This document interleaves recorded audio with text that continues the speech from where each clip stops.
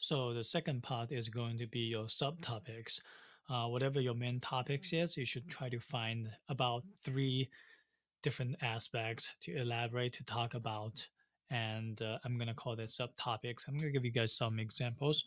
So if your topic is the classic 春节, then you can talk a little bit about 年夜饭, and you can talk a little bit about 红包, and then the last maybe your personal experience, or you can talk a little bit about the cultural significance of this holiday.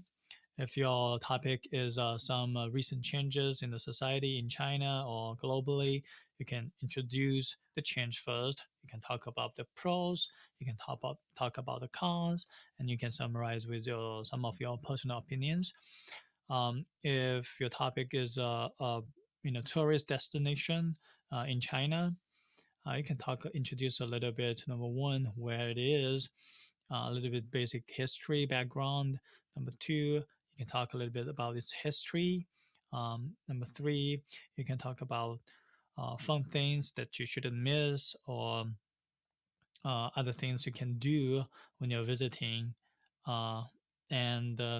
So have different layer of information under one topic. I think is very important. It's going to help you to have a organized presentation as well. So once you are doing each subtopic, make sure you start off with the subtopic explicitly, introduce that. We're going to talk about history. Then you say, 下面我来介绍一下关于 whatever 的历史。And then pay attention to the transition between the topics. Use those transitional words. These are very simple. 首先，其次，最后，第一，第二，最后。And you can also kind of like connect it a little bit with the previous topic when you're making transition. So those are, I think, very important. Again, you have layered information and you want to make the layer very clear. Lastly, here are some of the tips for elaboration. For each subtopic, I think you should try to speak about 3 sentences or more. To make sure like each subtopic is gonna last about 20 to 30 seconds.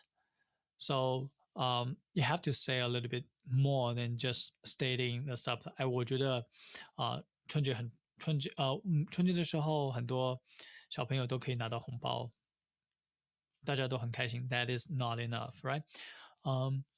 So here are some of the strategies. Giving reasons. So there's like a logic chain, 因为 something something, 所以 something something, and then 这样就因此. So you can build a kind of like a simple logic chain with 3 steps that can be a good elaboration using examples. 比方说 something something. That is usually, when you start to list things,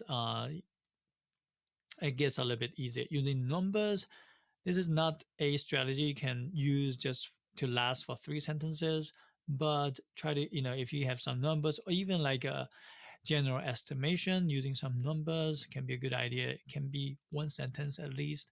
The other ways to elaborate, you can give a personal story. That is the easiest to use strategy. I think in the cultural presentation, you can try to make fictional stories that fit to the narration and just generally appropriate to the topic. 有一次 something something something. 我有一个朋友 something something something. It doesn't have to be your own personal experience. You can introduce it as your friend's experience. I think at AP level, everybody should be very comfortable telling a simple story. And if you use your personal story, I think it's pretty easy to make an elaboration with at least 3 sentences.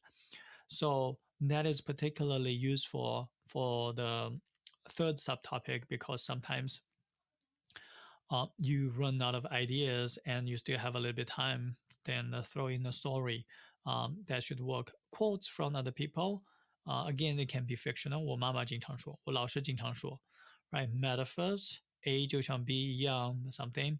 So this is again something that you're going to elaborate for a sentence. It's just nice to throw in there. So these are some of the strategies to consider.